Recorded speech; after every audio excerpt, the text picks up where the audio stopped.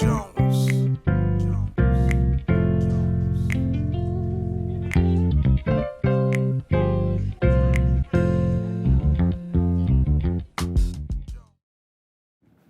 Bonjour à tous, c'est une joie pour moi de vous retrouver dans un nouvel épisode de Sa parole et moi, des ingrédients pour bâtir des vies chrétiennes en bonne santé. C'est le fil rouge de ces capsules, vous donner les clés pour bâtir une vie en bonne santé et surtout épanouie avec le Seigneur. Et c'est basé sur sa parole. J'ai démarré la semaine dernière avec vous une nouvelle série que j'ai appelée Priorité. Et je vois avec vous ces thématiques, Dieu, ma famille, mon travail, l'Église. Et je mettais l'accent sur le fait que bien plus que de mettre en compétition chacun de ces domaines, rendre compte que vous êtes tout à Dieu. Et que le plus important, c'est que vous produisez un son qui est aligné avec le ciel. Le son que Dieu chante pour vous dans le ciel. Aujourd'hui, j'aborde un nouveau sujet avec vous dans la même série. Je l'ai intitulé « Principal contre secondaire ». Les choses qui sont principales et celles qui sont secondaires. J'ai rencontré il y a quelques années une femme qui avait 4 enfants. Qui élevait 4 enfants. J'étais frappé par son calme, sa sérénité et le fait qu'elle a réussi, puisque les enfants étaient adultes, et j'avais l'impression qu'elle avait réussi son travail, qu'elle avait bien bossé. Je lui ai posé la question de savoir, avec mes petits-enfants, mes 2 ou mes 1 enfant que j'avais à l'époque, ou mes 2 enfants maintenant, parfois, c'est pas du tout évident. Comment faisiez-vous à l'époque? J'étais intéressé de savoir comment est-ce qu'elles ont fait. Comment est-ce qu'elles ont fait, ces dames? Elle m'a dit quelque chose qui m'a marqué. Elle m'a dit qu'elle se rend compte qu'elles étaient moins sollicitées avant qu'aujourd'hui. Elles étaient moins sollicitées. Et je me suis dit, en fait, c'est vrai. Nous sommes de plus en plus sollicités. Entre le travail, entre les enfants, entre le service à l'église, entre ma famille, entre le fait que j'aime pour prendre plaisir, entre mes amis, entre mon téléphone qui me sollicite à tout moment, on est ultra sollicité et on veut être partout en même temps. On ne priorise pas. On ne prend pas le temps de se dire que ceci est plus important qu'autre chose. Et cette femme, elle avait compris, elle avait saisi cette vérité. Aujourd'hui, lorsque vous envoyez un courrier, un SMS à quelqu'un, vous attendez qu'il vous réponde dans l'heure. C'est fini l'époque où vous envoyez un courrier à la poste, vous avez une réponse 2 semaines plus tard. C'est fini, on veut tout instantané. Pourtant, la journée ne s'est pas agrégée et on est frappé dans tous les sens. Nous sommes bombardés d'informations, de connaissances et de données qui nous amènent à prendre la décision, qui fait en sorte que parfois on est tiré à gauche et à droite. On se couche très tard, on se réveille très tôt. Et parfois, on développe des maladies liées on a mal au cou, on a mal au ventre, et des maladies liées à cette surcharge de travail, à ce stress, ou à cette mauvaise organisation, finalement, nous touchent au quotidien. Et je veux croire que la parole de Dieu a une solution par rapport à ça. Et l'un des ingrédients que je vais aborder avec vous aujourd'hui, c'est la capacité de choisir ce qui est principal et ce qui est secondaire. Lisez avec moi 2 textes. Le premier dans Luc, au chapitre 10, du verset 41 au verset 42. Jésus lui répondit, « Marthe, Marthe, tu t'inquiètes et tu t'agites pour beaucoup de choses. Mais une seule est nécessaire. Marie a choisi la bonne part, elle ne lui sera pas enlevée. » Le deuxième verset, c'est dans Luc 19 au verset 10. « En effet, le Fils de l'homme est venu et chercher ce qui était perdu. » Amen. Que Dieu bénisse sa parole. Je crois qu'il est important dans notre vie d'identifier ce qui est principal et ce qui est secondaire. Et c'est ce que Jésus dira à Marthe et à Marie. Il dit, Marie, tu t'agites pour beaucoup de choses. Marthe, tu t'agites pour beaucoup de choses. Marie a choisi la bonne part. C'est pas mauvais ce que Marie faisait ou ce que Marthe faisait. Mais elle n'a pas choisi ce qui était principal à ce moment précis. Il y avait quelque chose qui était principal, il y avait d'autres choses qui étaient secondaires. Et Jésus dira dans notre passage, il est venu pour sauver ce qui était perdu. Je vous invite à choisir la bonne part dans votre intimité avec Jésus. Vous ne pourrez pas tout faire à tout moment. C'est impossible. Sinon, vous allez tout bâcler. Et vous devez vous concentrer sur ce qui est principal. Le service de Dieu est le débordement de ma communion avec Dieu. Donc cette communion est dans ce qui est principal.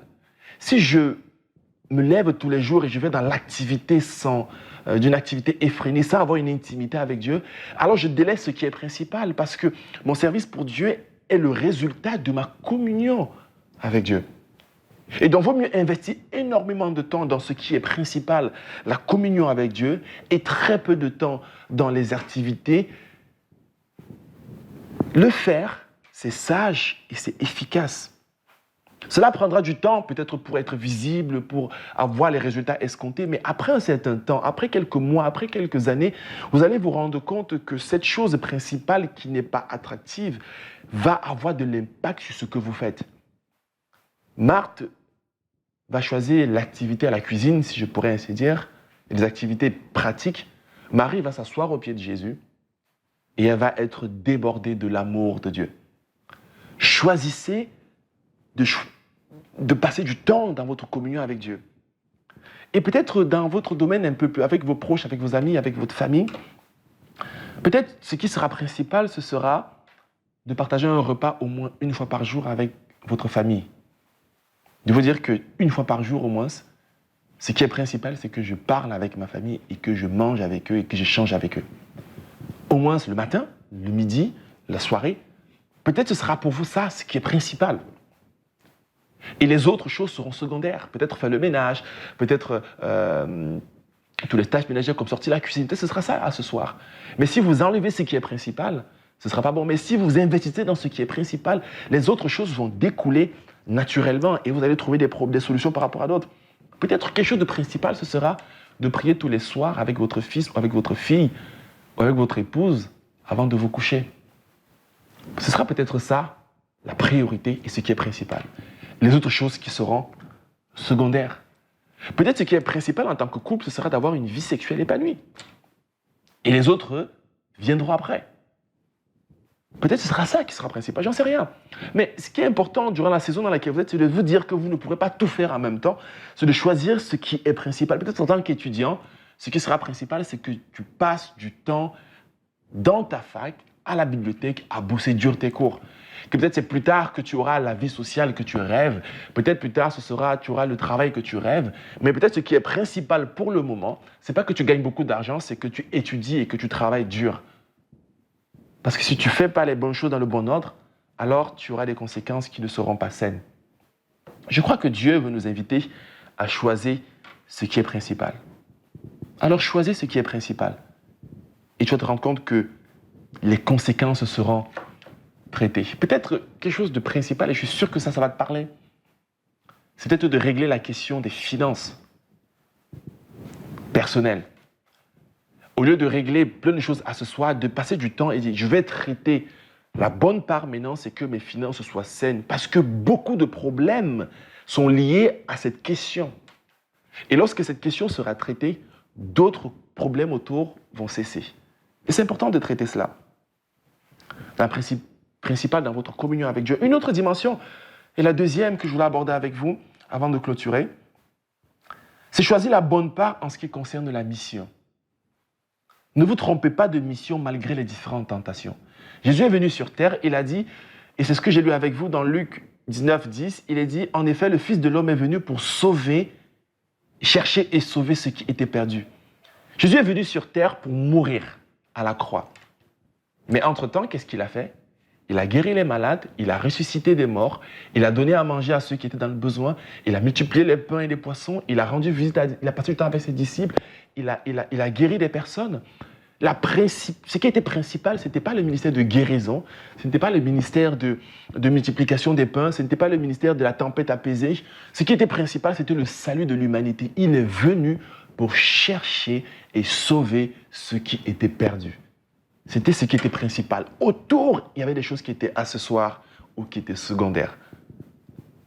Mais il ne pouvait pas faire de compromis sur cela. Sur d'autres, il peut faire des compromis parce que c'est secondaire. Mais il y a des choses sur lesquelles il ne peut pas dévier. Mais malheureusement, aujourd'hui, parfois dans notre façon de vivre le ministère, de vivre une mission, ce qui était secondaire devient principal. Ce qui était accessoire prend la première place. Dans notre marche avec Dieu, dans notre couple, dans notre service, ce qui était censé jouer un second rôle prend le premier rôle et ça crée les distorsions. Beaucoup d'entreprises connaissent cette dimension où elles s'éloignent du rêve fondateur. Beaucoup d'églises s'éloignent de la vision initiale. Et ne vous trompez pas, c'est facile de dévier. Alors Dieu vous invite à choisir ce qui est principal, à rester sur ce qui est prioritaire dans votre vie et dans votre marche. Lorsque Jésus parlait avec ses disciples, à un moment donné, Pierre va dire, lorsque Jésus va annoncer qu'il est venu, il va mourir dans quelques temps, Pierre va dire, non, Jésus, tu ne peux pas mourir. Jésus va reprendre Pierre et dit, écoute, arrière de moi, Satan. Et dans votre vie au quotidien, vous aurez tellement de sollicitations. Notre vie terrestre, elle est bonne, elle est importante, mais elle n'est pas principale. Ce qui est principal, c'est notre vie céleste. À quoi sert-il de vivre heureux 1 minute et de vivre malheureux 100 ans? Malheureusement, c'est le choix qu'on fait parfois en choisissant les choses terrestres par rapport à l'éternité avec Dieu. Choisissons ce qui est principal. Et notre décision sera plus évidente. Dans votre vie au quotidien, dans les sollicitations que vous avez, choisissez ce qui est principal. Peut-être ce qui est principal, ce sera d'investir dans la vie des gens et d'être faire des disciples. Peut-être ce qui sera principal, c'est de passer du temps dans la prière. Peut-être ce qui sera principal, ce sera de constituer votre équipe et d'investir en elle bien plus que de la performance. Et lorsque l'équipe sera soudée et que vous aurez quelque chose d'établi de bien, la performance va venir de manière automatique. Choisissez le principal et non pas le secondaire. Et votre vie sera en bonne santé. Votre ministère va connaître un décollage particulier. Je prie pour toi, mon ami. Et je prie pour toi, mon frère et ma sœur, afin que nous puissions développer l'art de prioriser et de faire les bons choix avec Dieu. En le faisant, vous serez bénis assurément. Et surtout, votre vie sera en bonne santé. À très bientôt pour un nouvel épisode de Sa parole et moi.